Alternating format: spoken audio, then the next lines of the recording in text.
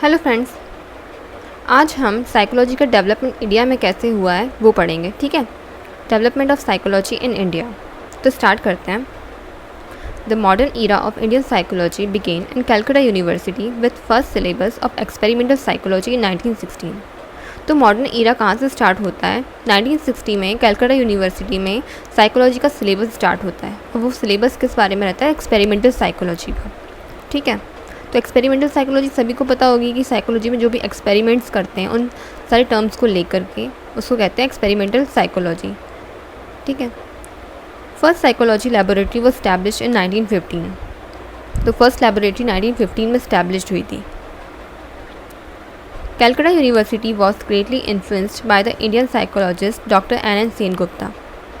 तो एन सेन गुप्ता जो हैं इनसे प्रभावित होकर जो हमारी कैलकाटा यूनिवर्सिटी है उसमें ये सिलेबस स्टार्ट किया था। जो एन सेन गुप्ता है ये इन्होंने क्या किया था? ट्रेनिंग ली थी यूएसए में। और इन्होंने ट्रेनिंग कौन सी ली थी? एक्सपेरिमेंटल साइकोलॉजी की। किनके? ये किसका रिलेटेड है? वुंड का। ठीक है, विलियम वुंड का। तो इन्होंने एक्सपेरिमेंटल साइकोलॉजी की ट्रेनिंग ली थी। तो इन्हीं से प्रभावित होकर कैलकाटा यूनिवर्सिटी में सिलेबस को स्टार्ट किया गया। ठीक है, professor G Bose trained in Freudian psychoanalysis establish Indian Psycho Analytical Association in 1922। अब क्या होता है 1922 में जो प्रोफेसर जी बोस हैं इन्होंने Indian Psycho Analytical association start किया था। तो इन्होंने कहाँ की ट्रेनिंग ली थी? किसके अंडर ली थी? फ्रूडियन साइको एनालिसिस की। ठीक है, इन्होंने फ्रूड की जो साइको एनालिसिस की थी, मनोविज्ञान की ट्रेनिंग वो ली थी। तो इन्होंने 1922 में Indian Psycho Analytical association start किया। ठीक है, तो हम स्टार्ट से आते हैं। सबसे पहले क्या होता है? सबसे पहले कैलकाटा यूनिवर्सिटी में साइकोलॉजी का सिलेबस स्टार्ट किया जाता है। तो वो कौन सा सिलेबस था? एक्सपेरिमेंटल साइकोलॉजी का। और ये कब की बात है? 1916 में। इससे पहले क्या होता है? साइकोलॉजी का लेबोरेटरी स्टैब्लिश हुई थी 1915 में। इसके बाद क्या होता है? कैलकाटा यूनिवर्सिटी में जो सिलेबस था वो किससे प्रभावित होकर स्टार्ट किया है? एन सेन गुप्ता से, जिन्होंने एक्सपेरिमेंटल साइकोलॉजी की ट्रेनिंग ली थी। उसके बाद में 1922 में प्रोफेसर जी बोस ने जो फ्रूडियन साइकोलॉजी की साइकोएनालिसिस की ट्रेनिंग ली थी उन्होंने इस्टेब्लिश की Indian Psycho Analytical association start किया। ठीक है, इसके बाद departments of psychology in the universities of Mysore and Patna were other early centres of teaching and research in psychology. इसके बाद क्या होता है? जो यूनिवर्सिटीज़ हैं मैसूर और पटना की, वहाँ पर कुछ साइकोलॉजी की रिसर्च और टीचिंग स्टार्ट हुई।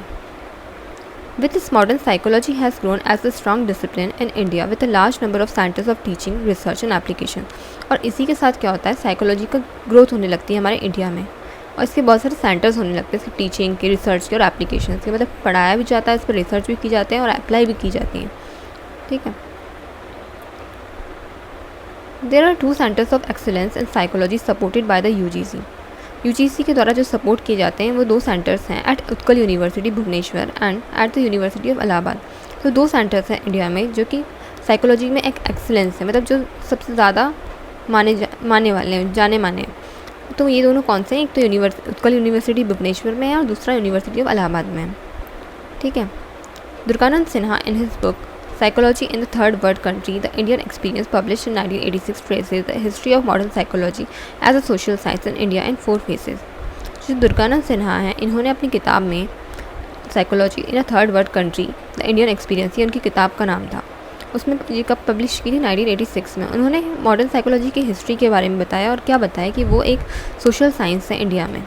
ठीक है, मतलब एक सामाजिक विज्ञान है साइकोलॉजी और इसके 4 फेसेस दिए हैं। तो फर्स्ट फेज है टिल इंडिपेंडेंस तक।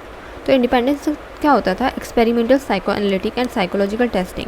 तो इंडिपेंडेंस तक जो साइकोलॉजी थी हमारे इंडिया में उसमें क्या था? एक्सपेरिमेंट होते थे, साइकोलॉजिकल एक्सपेरिमेंट्स ही होते रहते थे। और फिर साइको एनालिटिक मतलब मनोविज्ञान की बात होती थी और साइकोलॉजिकल टेस्टिंग की जाती थी साइकोलॉजिकल टर्म्स की। ठीक है, सेकेंड फेज टिल 1960s। अब सेकेंड फेज़ इंडिपेंडेंस के बाद 1960s तक, उसमें क्या हुआ? Expansion of psychology in India into different branches. अब साइकोलॉजी का एक्सपेंशन हुआ डिफरेंट ब्रांचेस में। ठीक है, डिफरेंट ब्रांचेस मतलब डिफरेंट डिसिप्लिन्स में, क्योंकि साइकोलॉजी एक ऐसी चीज़ है जो कि हर फील्ड में यूज़ हो सकती है। पहले तो हम इंसान मतलब ह्यूमन साइकोलॉजी की बात करते थे, उसके बाद धीरे धीरे साइकोलॉजी डिफरेंट फील्ड्स में यूज़ होने लगी, जैसे psychology of sports, psychology of environment, मतलब अलग अलग फील्ड्स में, साइकोलॉजी ऑफ कल्चर, मतलब हर फील्ड में साइकोलॉजी का यूज़ किया जाने लगा। Used western psychology in Indian context, और क्या हुआ, जो वेस्टर्न साइकोलॉजी थी, जो फॉरेन साइकोलॉजी थी, उसको इंडियन कंटेक्स्ट में यूज़ किया जाने लगा।